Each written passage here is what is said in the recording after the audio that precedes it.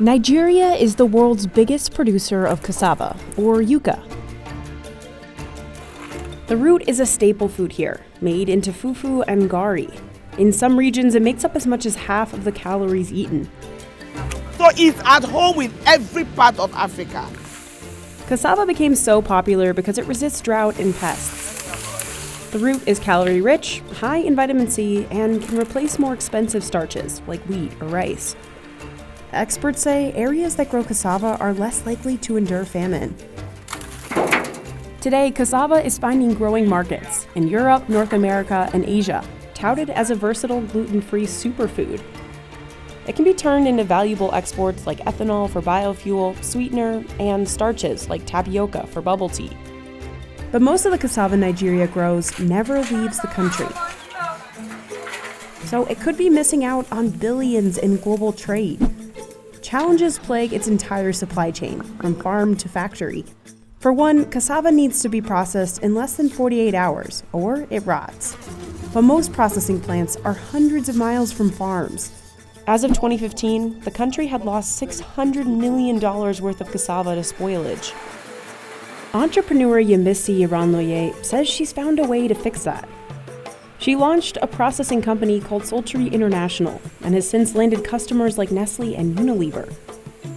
But now that we are turning to industrial use, there is high demand for the crop, so farmers can get good value for their crops. So can Nigeria fix its supply chain enough to feed itself and cash in on a global export market? Cassava is a shrub with edible roots that's native to South America. The raw root can be poisonous. It actually has cyanide in it. But more than 4,000 years ago, indigenous people in the Amazon River basin discovered that grating, straining, and cooking cassava made it safe to eat. Portuguese colonizers first introduced cassava to Africa in the 16th century. Then, in the 1850s, when formerly enslaved Africans returned to Nigeria, they brought cassava cooking methods with them from Brazil.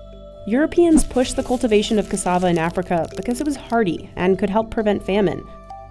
During this time, new ways to cook the root sprung up across the continent. In Nigeria, they ground up and dried the cassava pulps into flakes, called garri. Because it's fermented, garri helped harvested cassava last longer. Over the centuries, the roots replaced native yams as the main food source across the continent. Almost every family have cassava at their backyard to make garri or to make fufu, whether rich or poor. Today, Nigeria produces more than 60 million tons a year. But experts say cassava farmers aren't growing it efficiently, so they take home just $1 a day.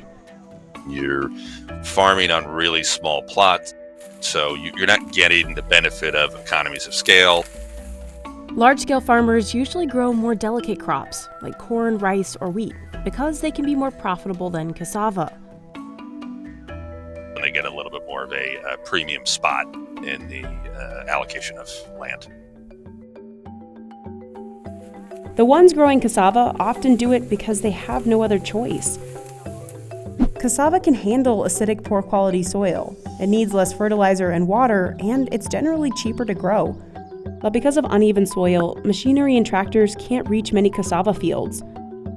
And since they're harvesting by hand and growing seed varieties that don't produce as many roots, Nigerian cassava farmers have some of the worst yields in the world, meaning they harvest less of it per acre. But Yemisi believed she could change that. She spent years saving up money to open her own cassava processing business in 2005, Sultry International. We started with 17 farmers. The youngest of them was about 55. Some of them have died now, blessed memory. She grouped farmers so they could buy and cultivate more land together, like this nearly 500-acre farm. Farmers have moved from 1 acre to about average of about 20 acres today. She brought in Foluke Adeleke as a head of agriculture to introduce new, stronger cassava varieties onto her partner farms. This ayaya is a new variety and it is known for its good starch content and it has a better yield. The roots are big, so you can see it's very big. Yemisi has also been able to introduce tractors on some plots, speeding up harvest by 150%. Because these farms are harvesting more cassava, Yemisi can pay more. She cut out any middlemen and directly pays farmers nearly 4 times more than the open market. Now, farmers know how much they'll make off their crop before they even plant. We've been able to move farmers from less than $1 a day in the last 10 years to about $10 a day today. All of her efforts have gotten a lot of attention. Over the last 18 years, she's partnered with 10,000 farmers. Out of which about 6,000 are men, about 4,000 are women. After pulling up a load of massive roots, workers throw them onto trucks bound for Sultry's processing plant. 90% of the country's cassava is eaten locally, mostly as garri and fufu. Aderoju Adijat has been a garri producer since 1995. Every day, her factory processes 2 to 3 truckloads of cassava.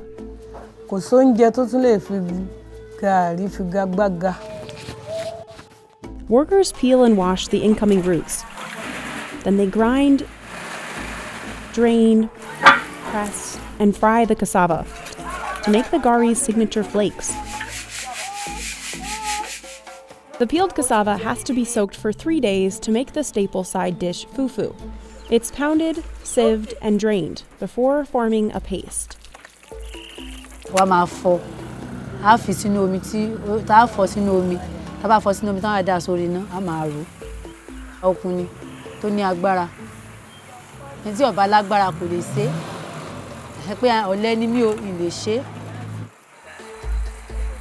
Fufu sells for 5 cents a piece.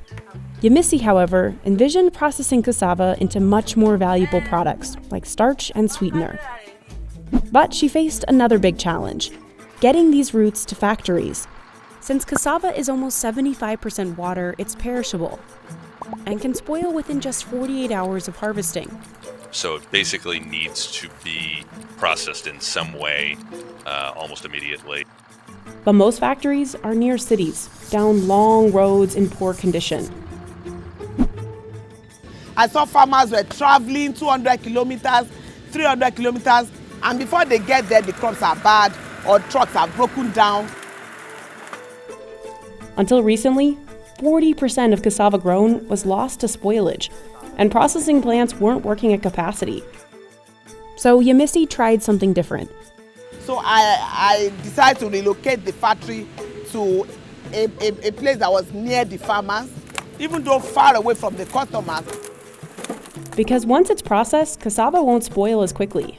Today, Sultry handles 100 million kilos of cassava a year at factories like this one. This is the area where the reception is done. That's Ogubo Odegwa Florence, the plant manager. The payloader that brings heaps of cassava drops it inside these silos. The belt takes the cassava to the dry cleaner. That removes some preliminary dirt, dust, sand. A wet wash finishes the cleaning process. And gets into the peeling machine so that further peels can be removed from the cassava. Those peels will be used as animal feed. They're a cheaper alternative to corn feed. Then the crusher chops the cassava into smaller pieces. The final processed cassava starch or flour can be made into a number of products, from pastries, breads, noodles, seasoning for Nestle, and tapioca pearls for bubble tea. This is also the first sorbitol factory in all of Nigeria. The sweetener it creates can sell for over 10 times the price of raw cassava. Unilever uses Yemisi sorbitol to make products like toothpaste and mouthwash. Imagine how many we are in Nigeria or in Africa, and all the sorbitol imported into Africa come from Asia. And yet we almost brush our mouths every day, whether we are poor or rich. While huge customers have helped Yemisi become one of the largest processors in the country, she hasn't been able to export much. She does ship her sorbitol internationally, but hasn't had luck exporting flour or starch, and she's not alone. Nigeria is the world's top cassava producer, but it's ranked 59th on the global list of exporters. In 2021, Thailand earned nearly $1.3 billion from exporting cassava, despite producing less than half as much as Nigeria. That same year, Nigeria earned just $1 million. It's not like the demand isn't there. The global market for sorbitol is expected to rise as more people turn to sugar-free products. Nigeria actually has to import 95% of its starch because demand outpaces production. Rising wheat prices due to the war in Ukraine have driven up interest in cassava flour. And then there's ethanol, a valuable biofuel, also used in beer and winemaking and pharmaceutical products. Some estimate cassava ethanol production alone could earn the country billions. But the final problem is adoption. Yes, cassava is an important food staple, but Yemisi says not enough Nigerians know that it can also be processed into lucrative export products. Now, the government has done things to help increase demand domestically, but experts say it needs to invest more to boost exports. And producers have told us they want more government support, like building better roads near farms and increasing investments in new cassava varieties. Because Yemisi thinks sultry is proving cassava investments can actually work. I remember like 12 years ago, farmers will farm, they will have to call the cows to come and eat it up because nobody to buy.